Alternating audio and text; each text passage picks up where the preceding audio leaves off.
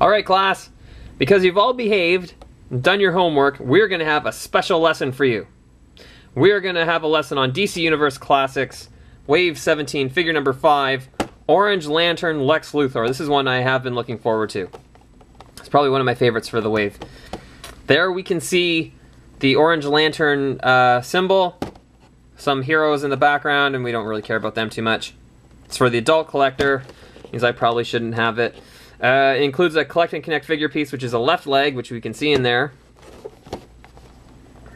And we can look at this little, there's old Baldy with, you think you could use the power of the ring to give him hair?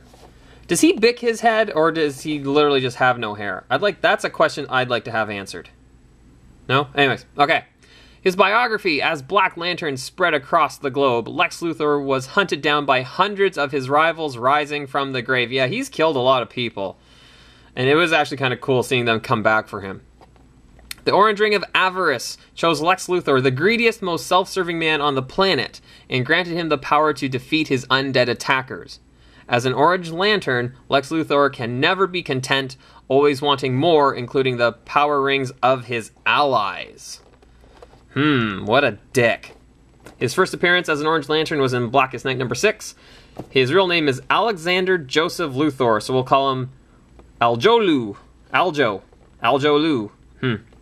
His occupation is billionaire industrialist. His base of operations is in Metropolis. He's a criminal genius. The Orange Lantern power ring channels the emotion of avarice into solid constructs of orange light. So there you go. He can make stuff out of orange light, which he did with his power armor, which I thought was really cool. I do like that a fair bit. For the rest of the wave, there is Star Sapphire Wonder Woman, Sinestro Corps Scarecrow, Blue Lantern Flash, Indigo Lantern Atom, Orange, or we were talking about Orange Lantern Luthor, and then there's a black and white, whatever, Hal Jordan. And we can take the pieces and build us an Anti-Monitor, and I still can't remember if he even factored into this whole story with Blackest Night. I want to say yes, but honestly, I just don't remember anymore. It was a little while ago since I read that. So let's look at him. So what we're going to do is we're going to take a quick recess. We're going to open this figure up, and we'll have a closer look. Alright, here we've got a look at Orange Lantern Lex Luthor. Or some people say Lex Luthor, and then people get upset. It's Luthor or it's Luthor. You know what? I've heard both. Get over it. There are more important things in your life to worry about than whether or not some nerd on the internet says Luthor or Luther, or in some cartoon they say Luthor or Luther. Doesn't matter. Get over it. At any rate, I say Luthor because that's just what I'm used to. Anyways. So there we had a look at him. I think, I get the impression, because I think I've seen a Lex Luthor figure before, even though I didn't buy it, that this is, they took the mold from an older one, put the Orange Lantern emblem on there, which I don't know how well my camera's going to pick it up. The symbol of greed or avarice. And then they just made it in this translucent orange color. And what's interesting about that is that when we talk about the paint, there's really nothing to talk about. But in terms of the color itself, I mean, it's a translucent kind of orange, which is the color of greed in this mythology, I guess. And it's, yep, it's orange and it's translucent, which is kind of nice because it gives that kind of energy construct effect. My only thing about it, though, is because of the translucent nature, you can see there's really nothing in there, and or it's one solid piece. And, you know, it is an energy construct, but, you know, Luthor's body is still in there somewhere. And I'm wondering if there could have been another way to do it. I'm not saying it doesn't look cool. It just looks like there's a head attached to an energy construct. And I have to kind of wonder about that.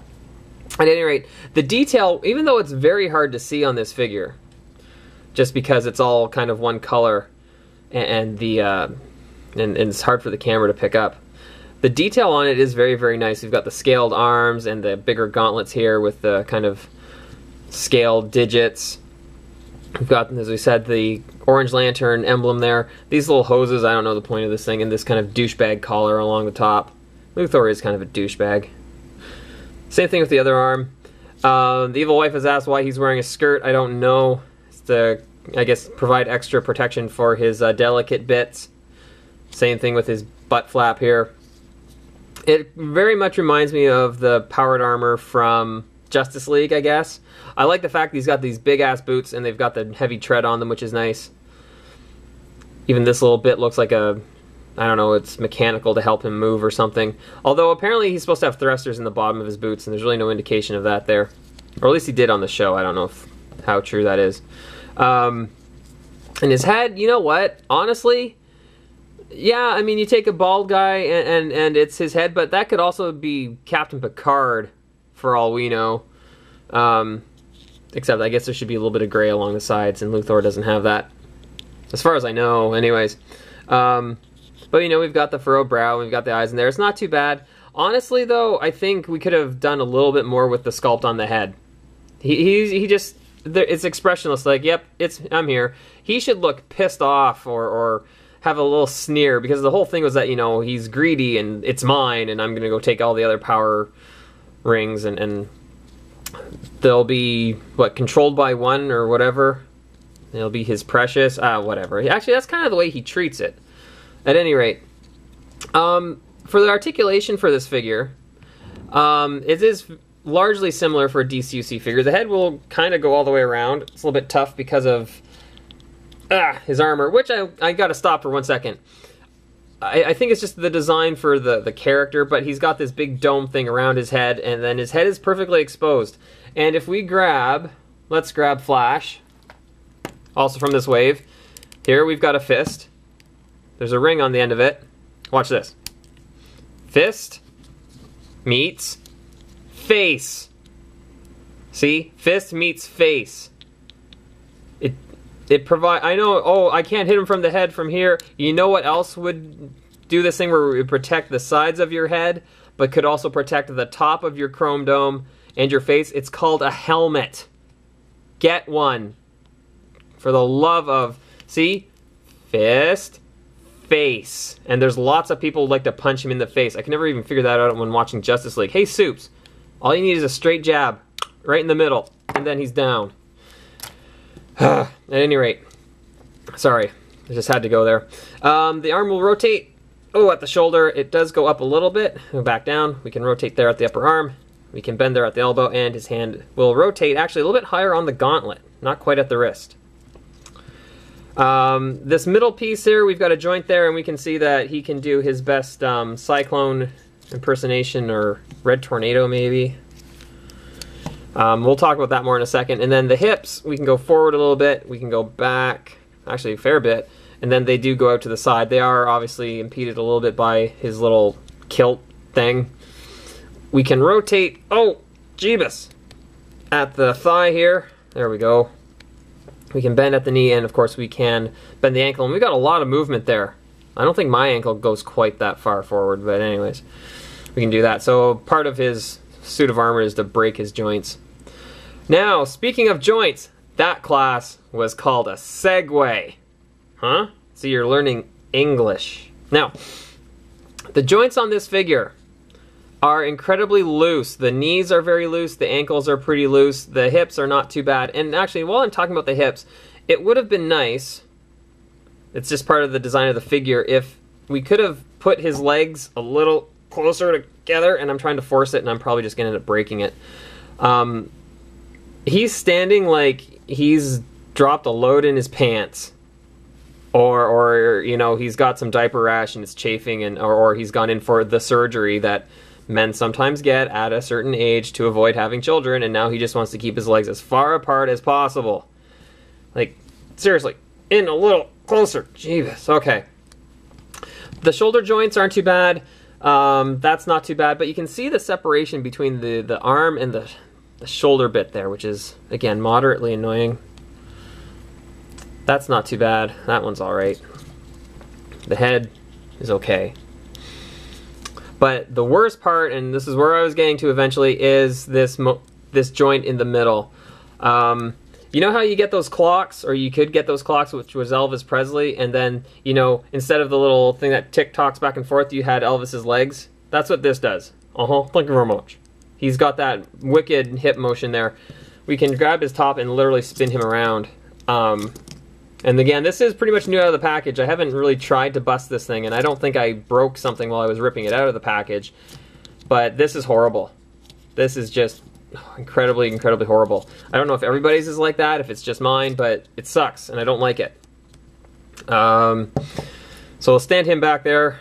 The other thing, he does have a couple of accessories. He does have his orange lantern battery. And in the package, I don't have it on him anymore, it had one of those clear little rubber bands for him to hold on to it.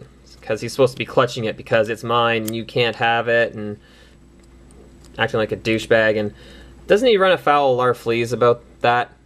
At any rate, I don't know. But so we can have him kind of holding it there. We're never going to get him to clutch it the way he really would, because you can't get his arms in close enough. But the thing that bugs me a little bit about this, would have it been so tough to put the handle on the lantern battery? Would have it been that tough? Because then, you know what, he's got open hands as part of the sculpt. He could just be holding it like a trick-or-treat pail, which I know is not that whole, oh, he's clutching it because he's protecting it, but you can't, I don't think you can achieve that to any real great level anyway. Like he's holding it like a football or a loaf of bread. Like, put on a goddamn handle.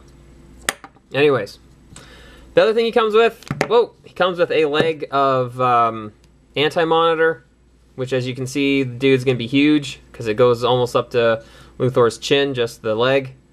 We'll look at that more later. So if I were to grade this figure, and I've got to say, I was looking forward to this one. I didn't have a Lex Luthor. I thought it was great when he became the Orange Lantern in the comics. I know some people have bitched about how you're telling me Luthor is the greediest human on Earth. And, okay, yeah, I guess there's a little bit of... I guess I can see that argument, but on the other hand, he has a certain greed for power. He's power hungry, and I think that's why they chose him. And so he received something that is maybe some of the greatest power he's ever had, and of course then he wants more, blah, blah, blah. So I don't think it's a bad choice. Plus, maybe there's someone who's greedier. But what sounds better? Lex Luthor, the Orange Lantern, or Bob from Arkansas, the Orange Lantern? You know what I mean? They had to pick someone of some prominence, and I think Luthor was a decent choice there.